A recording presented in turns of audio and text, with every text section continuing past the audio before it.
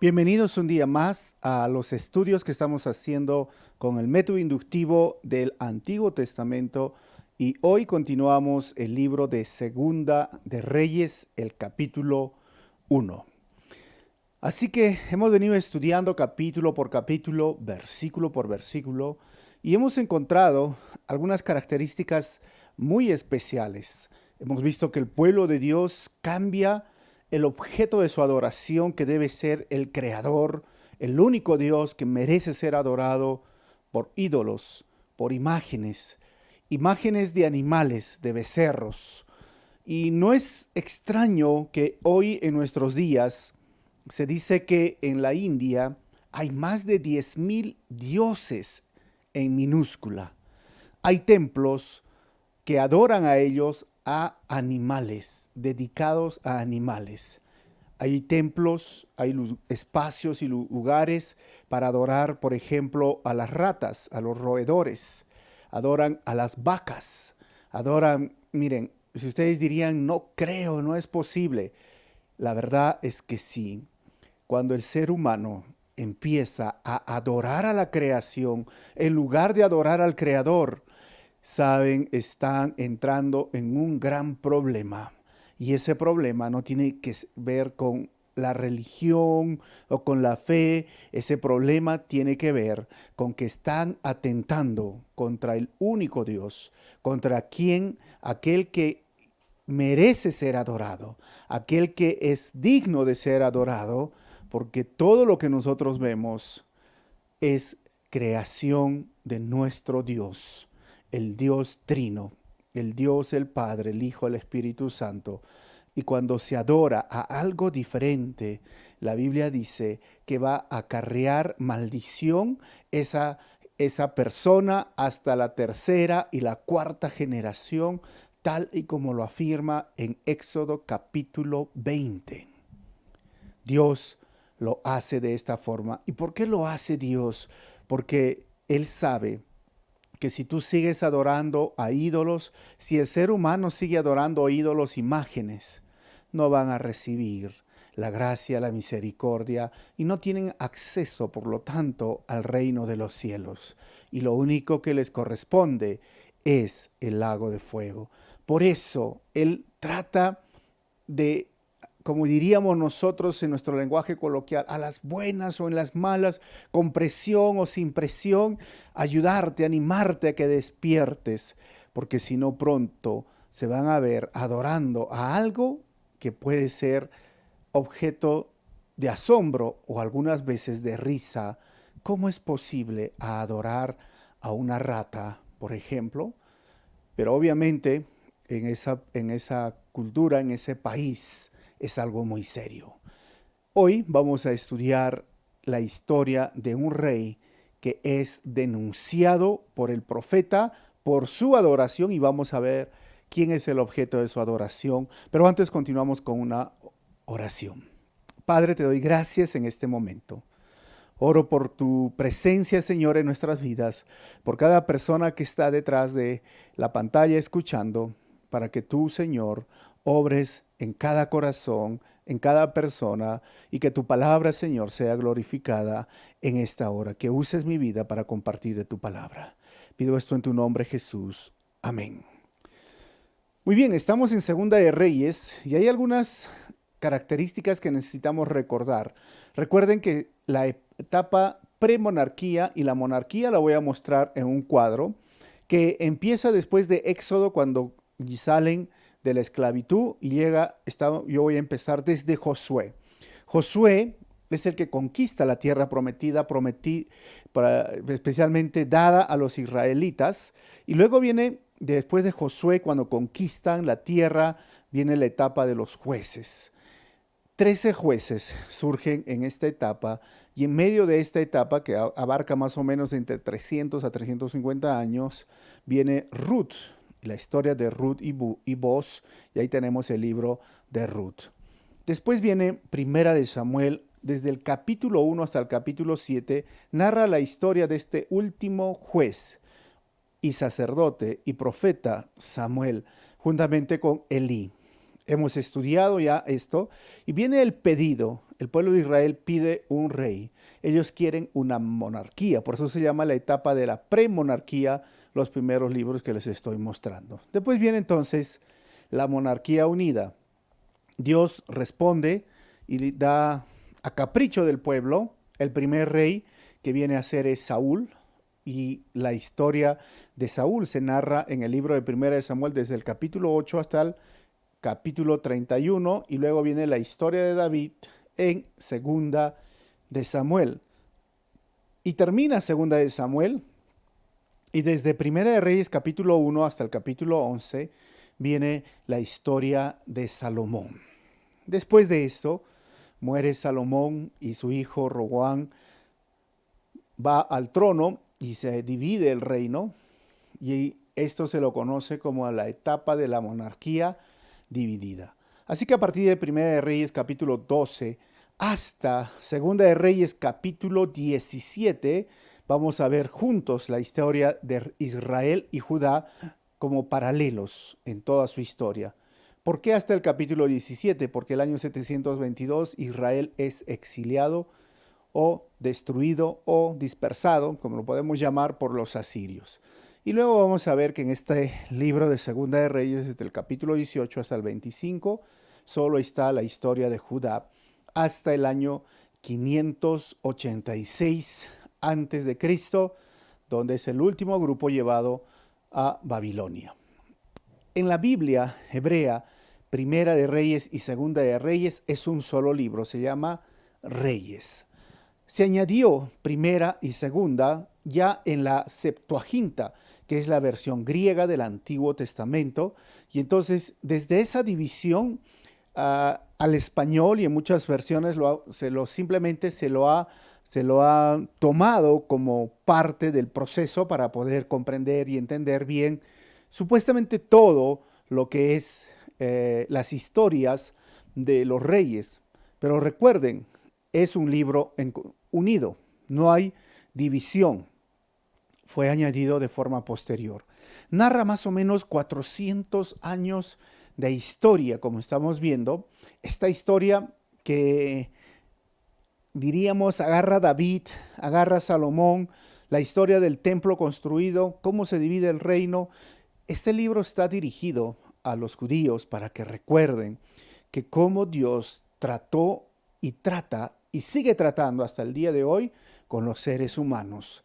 Al que es obediente, el Señor está bendiciendo, y al que desobedece su pacto, en el libro de Reyes, sufrirá las consecuencias. Y así que este libro de Reyes se dice que fue escrito por Jeremías después del cautiverio, porque ellos fueron llevados a Babilonia en el año 586. Este libro escrito ahí es para recordarles una vez más a todos ellos cómo Dios trata con su pueblo.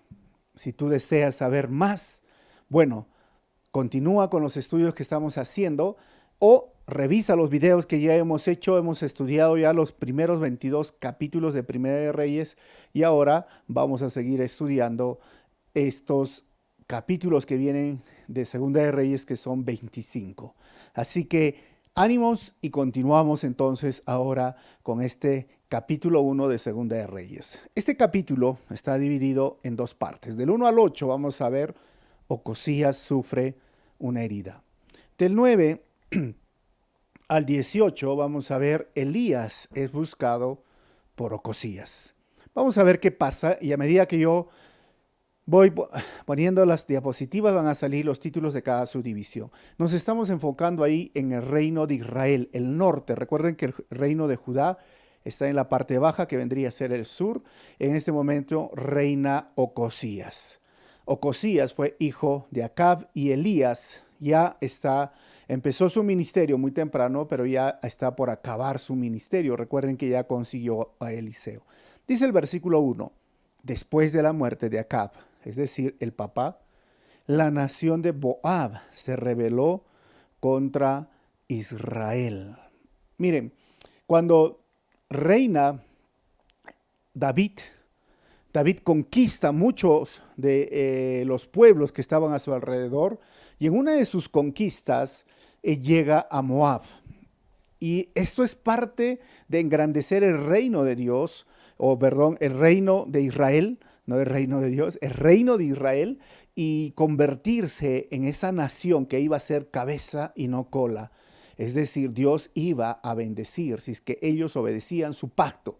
Y Dios cumplió, Dios prometió que ellos iban a vencer a sus enemigos. Y en 1 Samuel capítulo 8, versículo 2 dice, también derrotó a los moabitas, esos son, a quienes obligó a tenderse en el suelo y midió con un cordel. A los que cabían a lo largo de 2 medidas, los condenó a muerte, pero dejó con vida a los que quedaban dentro de la medida siguiente. Fue así como los moabitas pasaron a ser vasallos tributarios de David.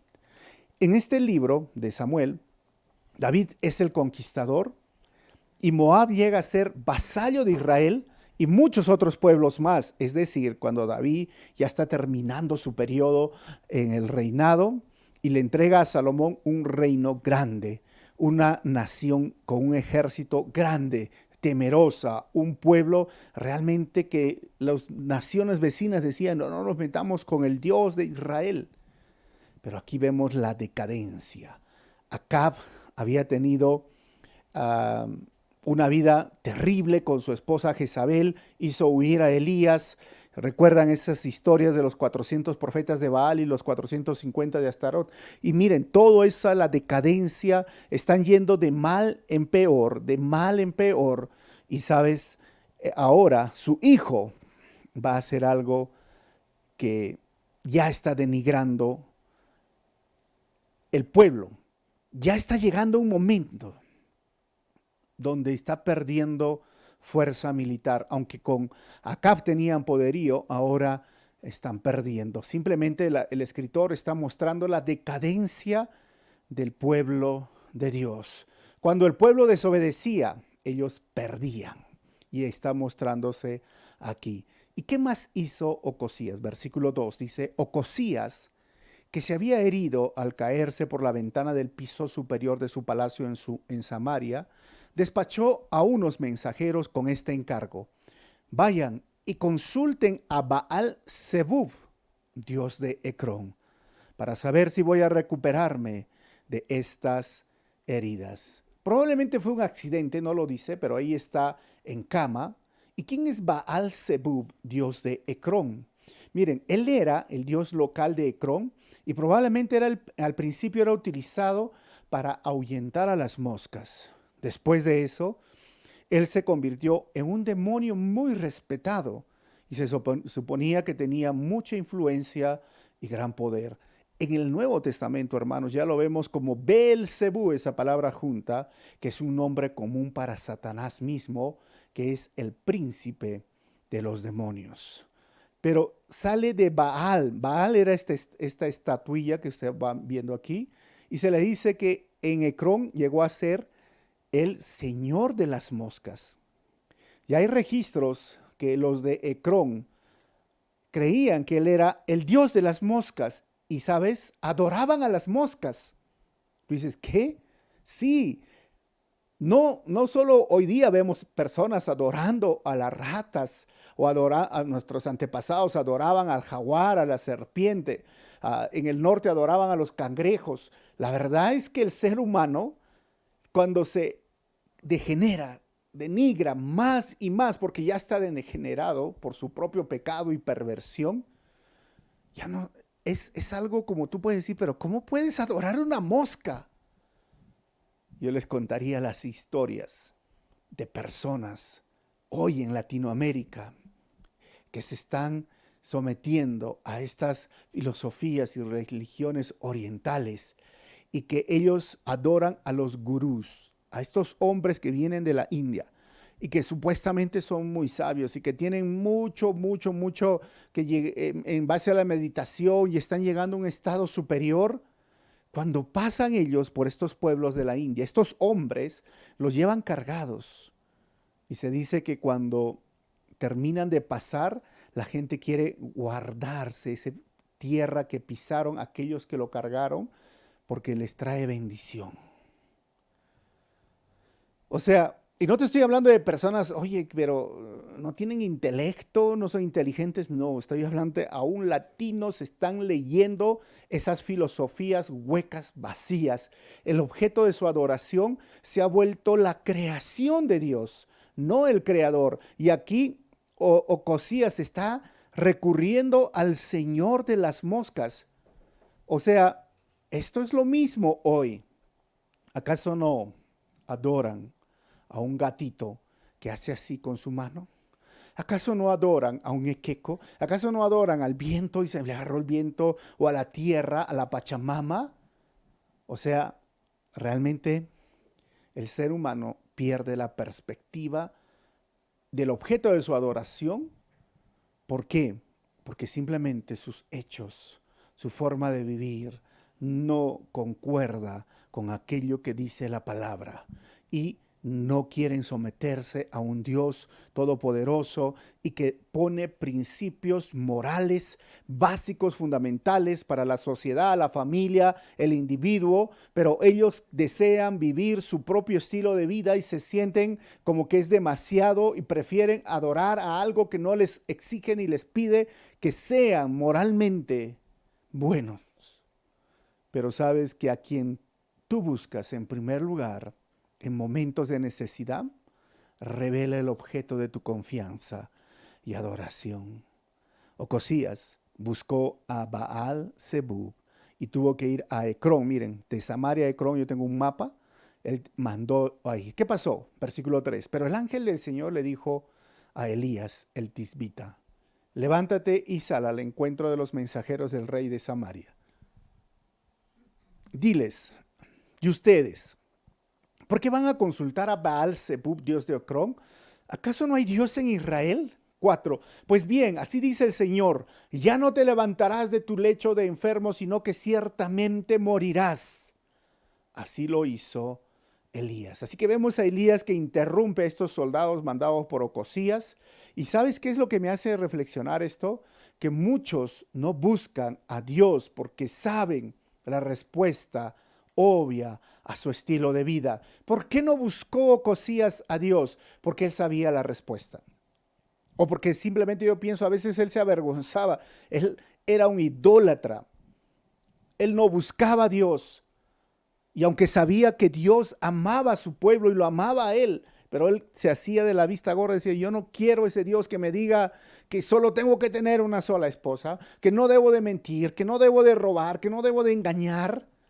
Esos 10 mandamientos son demasiado para mí. Yo prefiero tener un Dios que es el Dios de las moscas. ¿Qué? O sea, ese es el absurdo de la idolatría. Es el absurdo de caer tan bajo en pensar que simplemente uno puede rendirse ante una imagen o venerar un objeto que no es ni te escucha, inanimado, mientras que Dios reina, mientras que Dios tiene todo controlado, mientras que Dios tiene todo unido y por Él se sostienen las cosas. Por eso les digo que muchos no buscan a Dios porque saben la respuesta obvia a su estilo de vida y por eso prefieren buscar en la Pachamama, prefieren buscar en el hechicero, en el brujo, en muchas, y van buscando ese tipo de ayuda, y a veces lo último que quieren recurrir es a Dios soberano. Cuando ya no le quedan más fuerzas, cuando ya le han dicho de todo, aún en la medicina, buscan recién a Dios, cuando debería ser al revés. Pero es curioso que algunas enfermedades son misericordiosas porque dan el tiempo al pecador para que se arrepienta. Elías tenía un mensaje de parte de Dios: vas a morir, va a morir, no se va a levantar de su cama. ¿Cuánto tiempo le dio esto? Vamos a ver cuánto tiempo le dio de vida el Señor. Por eso digo que hay enfermedades que son misericordiosas. Cuando uno me dice, los médicos me dijeron que aliste mis cosas porque pronto voy a partir de este mundo. Y están mal, y he tenido que ir a hablar al hospital a muchas personas, y lo que les digo es: Mira, Dios te está dando una oportunidad de qué puedes hacer con tu vida eterna, porque muchos no lo tendrán. Aquellas personas que tienen una enfermedad y no tendrán esa oportunidad, ¿sabes quiénes son?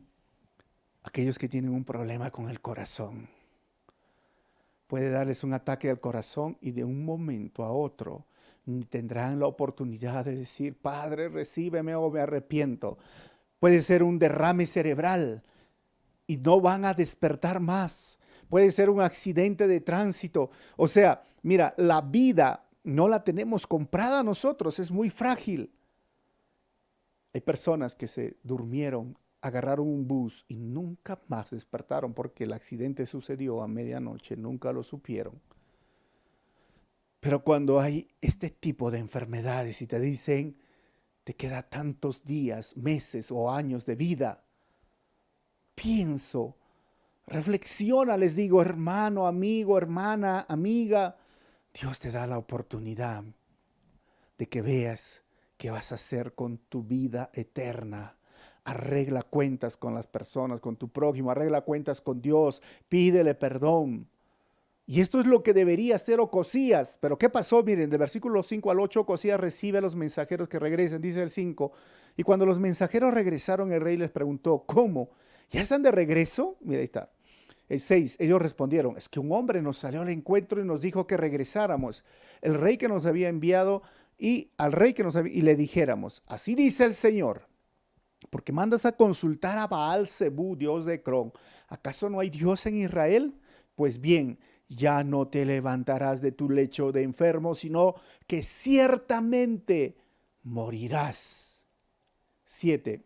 El rey les preguntó, ¿qué aspecto tenía el hombre que les salió al encuentro y les habló de ese modo? 8. Llevaba puesto un manto de piel y tenía un cinturón de cuero atado a la cintura. Contestaron ellos. ¡Ah! Era Elías el tisbita, exclamó el rey. Elías era conocido por su traje, como ustedes pueden ver ahí, de cuero. Y es curioso que en el Nuevo Testamento, en Mateo 3:4, dice, la ropa de Juan estaba hecho de pelo de camello, llevaba puesto un cinturón de cuero y se alimentaba de langostas y miel silvestre, como ven en la foto. Es muy parecido a lo que se vestía Elías. Por eso Juan cumple en cierta manera el Elías que había de venir, que iba a venir a ser el mensajero, que anunciaba la llegada del Cordero de Dios que quita el pecado del mundo. Pero aquí Elías es el mensajero que trae una noticia para Ocosías: vas a morir. Ahora, ¿cuál es la reacción de Ocosías? Ocosías debió de arrepentirse y buscar a Dios y decirle, perdóname, Señor, me equivoqué, pensé que tú eras un ídolo más, pensé que estaba haciendo bien, perdóname. Y yo creo que el Señor hubiera sido misericordioso y le hubiera dado vida, hubiera sanado, como en muchos otros casos que ya hemos estudiado. Pero Ocosías no hizo esto. Segunda parte, Elías es buscado por Ocosías. Del 9 al 10, Elías desata juicio contra los soldados de Ocosías. Dice el 9, y enseguida envió un oficial con 50 soldados a buscarlo. Y el oficial fue y encontró a Elías sentado en la cima de un monte. Hombre de Dios, le dijo, el rey le ordena que baje. Y ahí está Elías. 10. Si soy hombre de Dios, replicó Elías, que caiga fuego del cielo y te consuma junto con tus 50 soldados. Y al instante cayó fuego del cielo y consumió a los oficiales y sus soldados, como ven en la imagen. 50 personas murieron quemados, calcinados, imagínense. ¿Qué tamaño tan grande de fuego que pudo caer? 50 soldados. ¿Y qué sucedió? Versículo 11 al 12, Elías desata juicio contra el segundo grupo de los soldados de Ocosías. Dice, así que el rey envió otro oficial con otros 50 soldados en busca de Elías. Hombre de Dios, le dijo, el rey le ordena que baje inmediatamente. Y miraron ellos los estos. Si soy hombre de Dios, repuso Elías, que caiga fuego del cielo y te consuma junto con tus 50 soldados una vez más. fuego de Dios cayó del cielo y consumió al oficial y a sus soldados. Imagínense, 50 más 50, 100 soldados. ¿Por qué está pasando esto? Ustedes se preguntarán, ¿pero qué culpa tienen ellos? Ellos simplemente están siguiendo órdenes de su rey. Pero no es así. La verdad es que no. Preguntas como estas, ¿por qué sucedió? Pero son gente inocente. ¿Los juicios de Dios son justos? Eso es interesante ahora en este momento. ¿Quién de nosotros es justo delante de Dios? ¿Quién de nosotros es bueno delante de Dios? ¿Quién de nosotros no tiene pecado delante de Dios? ¿Quién de nosotros se puede presentar y decirle al Señor, Señor, ¿sabes qué? Yo sí merezco ir al cielo. ¿Sabes? Romanos capítulo 3 dice, ninguno, no hay ninguno justo, no hay ninguno bueno. Del capítulo 3, versículo 10, 11, 12 lee, no hay quien haga lo bueno, no hay quien busque a Dios. Todos se han descarriado, todos, no hay ninguno justo. Y la evidencia y la prueba es que nadie a ti te enseñó a mentir. Yo no creo que tu papá agarró y dijo, a ver, hijo, 2 años, 3 años, te voy a enseñar tus lecciones de mentira, ¿no? Vamos a ponerte acá en la pizarra, a nivel 1 de mentira. Primero tienes que hacer esto, nivel 2, o sea, nadie te enseñó. El pecado sale del ser humano y se ha encontrado que hasta los bebés mienten en sus lágrimas y en sus lloros. Los bebés mienten. Desde que están en la cuna, están mintiendo. Y son lágrimas y gritos, ¡ah! Y ahora, y se acerca la mamá y se ríen. No pasa nada. El ser humano es pecador desde el nacimiento. No tiene derechos para presentarse delante de Dios y decir soy justo. Todos estamos destituidos de la gloria de Dios. Todos estamos bajo castigo. Todos estamos bajo condenación. Hemos sido hallados culpables. Nos hemos rebelado contra Dios. Y si fuese fuego sobre 50 personas o sobre otras 50 personas o sobre miles de personas o millones de personas, todos ellos y nosotros merecemos la muerte porque hemos transgredido la ley de Dios y porque hemos ofendido a un Dios santo con nuestro pecado. Y los juicios de Dios no son injustos, al contrario, son justos. Y tú y yo somos salvos por la gracia de Dios, porque quien logró la justicia o suplir la justicia es el sacrificio de nuestro Señor Jesucristo. Por eso cuando miramos fuego del cielo a 50, fuego del cielo a otros 50, hubo un diluvio y mató miles o millones de personas. Y aún en medio de esta situación, si mueren miles y miles de personas, Dios no es injusto. No lo es. Dios sigue siendo bueno. Dios sigue siendo amoroso y misericordioso. Dios sigue siendo el Dios lleno de gracia y que nos da una salida y le advierte al hombre, mira, el juicio de Dios va a venir, va a caer fuego del cielo, pero el ser humano es rebelde, es duro. ¿Qué hubieran hecho esos 50 primeros soldados? Ya, de repente se equivocaron, no sé, pero la prepotencia que vinieron, pero el segundo grupo, ellos pensaron, a mí no me va a pasar. Es por eso que el ser humano sigue viviendo de esta forma. La Biblia dice que va a venir fuego y va a consumir toda la tierra. Ese va a ser el juicio de Dios que viene pronto. Pero algunos no lo creen. Y quizás ellos pensaron y miraron los huesos, los restos. Imagínense, para que 50 personas es un buen grupo. Imagínense. Ahí estarían los huesos y todo. Pero ellos dijeron, no me pasa. ¿Qué pasó? Al versículo 13, Elías escucha al tercer capitán que se presenta en humildad. 13 dice, por tercera vez envió un oficial con otros 50 soldados. Cuando éste llegó hasta donde estaba Elías, se puso de rodillas delante de él y le imploró, hombre de Dios, le ruego que respete mi vida y la de estos 50 servidores suyos. Miren la actitud. Versículo 14. Sé bien que cayó fuego del cielo y consumió a los 2 primeros oficiales y a sus soldados. Por eso le pido ahora que respete mi vida Esto es el asunto. La humildad logra más favores que la soberbia. 15. El ángel del Señor le ordenó a Elías, baja con él. No le tengas miedo. Así que Elías se levantó y bajó con el oficial para ver al rey. ¿Por qué Elías? Es sencillo. ¿Por qué Elías va con el tercero y no con los dos primeros? Probablemente nos muestra el autor la prepotencia, el considerar que Jehová, que Dios el Creador, que el Dios Trino, Padre, Hijo, Espíritu Santo, es un ídolo más.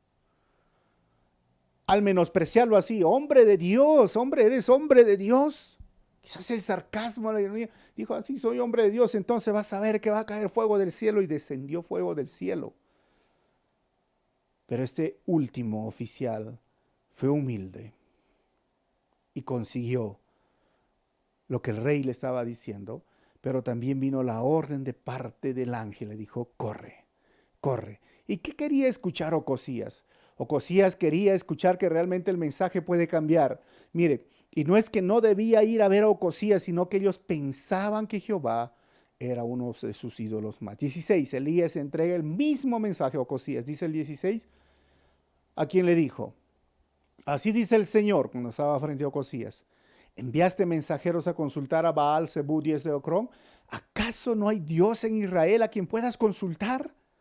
Puesto que has actuado así, ya no te levantarás de tu lecho de enfermo, sino que ciertamente morirás. Miren ahí, el mismo mensaje. Ocosías pensaba que si lo traía a Elías podía, no sé, causarle un poco de temor y que cambie el mensaje, hacer algo. A ver, dímelo en mi cara.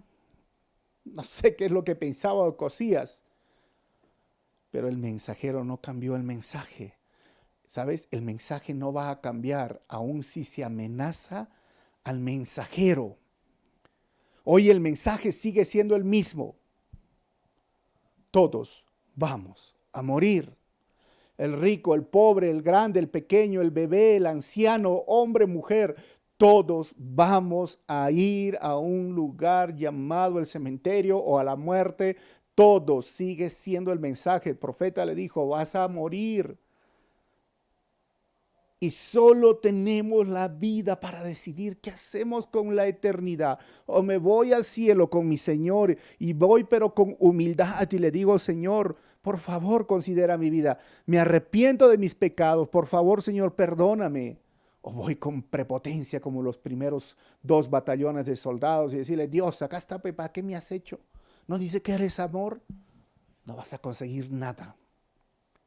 17 y 18 terminamos. Ocosías muere según el mensaje de Elías y no deja sucesor. 17, así fue como murió el rey, según la palabra que el Señor había anunciado por medio de Elías, cuando como Ocosías no llegó a tener hijos, Jorán lo sucedió en el trono. Esto sucedió en el 2.º año de Jorán, hijo de Josafat, rey de Judá. Hay 2 Jorán que se llaman y son reyes ahora. Murió, tal como la palabra del Señor, y lo llevan en su cajón.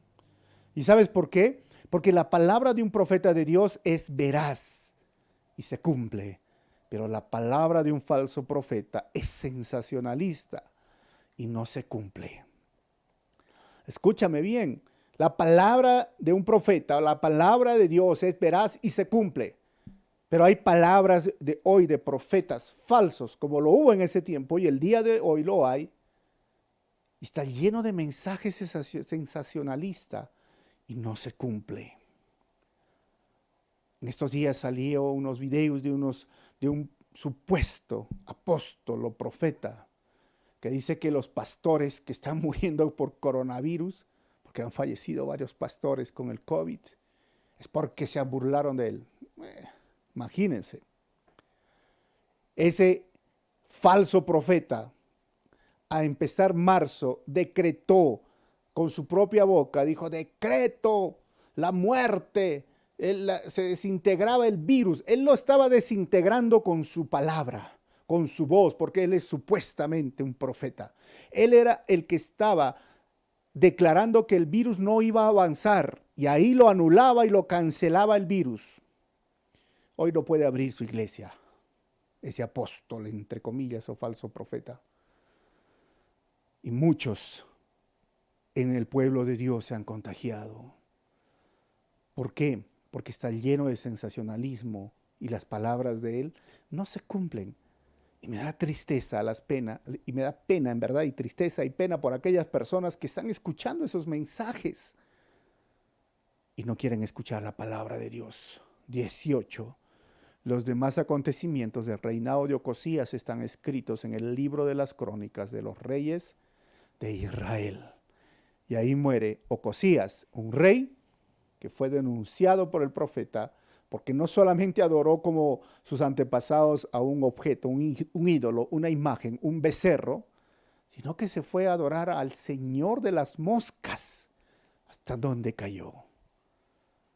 Pero tristemente, la muerte lo alcanzó y tú y yo debemos ser sabios en qué hacemos con nuestra vida.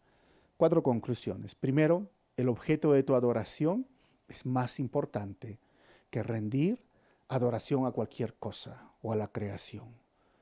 2.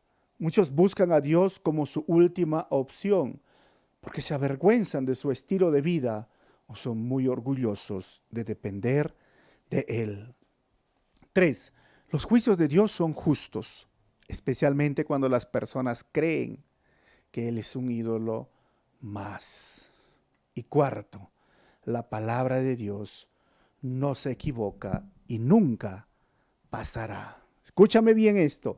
La palabra de Dios no se equivoca y no pasará. Pasará cielo, pasará tierra, pasará el mar, pero la palabra de Dios permanece para siempre. Y tú quieres saber qué es lo que viene después de la muerte. La palabra de Dios nos lo dice claramente. Algunos irán a la vida eterna. Los justos, los que han sido declarados justos por los méritos de Cristo, gozarán la eternidad en el paraíso, en el cielo con el Señor. Y los injustos, aquellos que han rechazado el mensaje de salvación, han rechazado la palabra de Dios, irán a la condenación eterna. No se equivoca. Han pasado miles de años y la palabra de Dios no se equivoca y nunca pasará. El mensaje no ha cambiado. Todos vamos a morir un día. No pienses que tienes la vida comprada. No pienses que tú manejas tu vida. El momento menos pensado, la muerte nos va a alcanzar. ¿Por qué no le pides perdón a Dios? ¿Por qué no te arrepientes? Y si tú no estás andando bien con Dios, ¿por qué no restauras tu vida y le dices, Señor, ayúdame, perdóname? No seas como Ocosías, soberbio, orgulloso, recio. El mensaje no va a cambiar, aunque tú odies al mensajero, la verdad, o aunque tú rechaces al mensajero. La verdad es que solamente nos queda hacer como el último capitán, humillarnos ante Dios. Vamos a orar y agradecer al Señor. Padre, te doy gracias primeramente por este tiempo. Es maravilloso lo que tú has hecho en nuestras vidas. Nos has perdonado, nos has dado una nueva oportunidad, estamos reconciliados contigo y nuestra salvación está segura en Cristo. No por nuestros méritos, sino por los méritos de Cristo. Y simplemente y humildemente te decimos, queremos que seas nuestro Señor y Salvador. Y oro por las personas que están escuchando y que están restaurando su vida o que se están arrepintiendo de sus pecados o que te están pidiendo perdón. Oro para que tú, Señor, tengas misericordia de ellos también, los restaures, los salves, los perdones y que podamos vernos un día en el cielo, en la vida eterna. Gracias, Señor, por este tiempo. Gracias, Padre, porque eres bueno y compasivo con nosotros. En tu nombre oramos así, Señor. Amén. Si el mensaje ha sido de bendición, 2 cositas. Compártelo con tus familiares por el inbox de Messenger o un WhatsApp y puedan disfrutar realmente las enseñanzas versículo por versículo con el método inductivo. Y lo segundo es que si deseas apoyar este ministerio, si nace en tu corazón, pues hazlo. Hay una cuenta peruana que está en el BCP y también si estás fuera del país hay un PayPal. Ahí sale la dirección y Dios te bendiga. Nos vemos en el próximo estudio.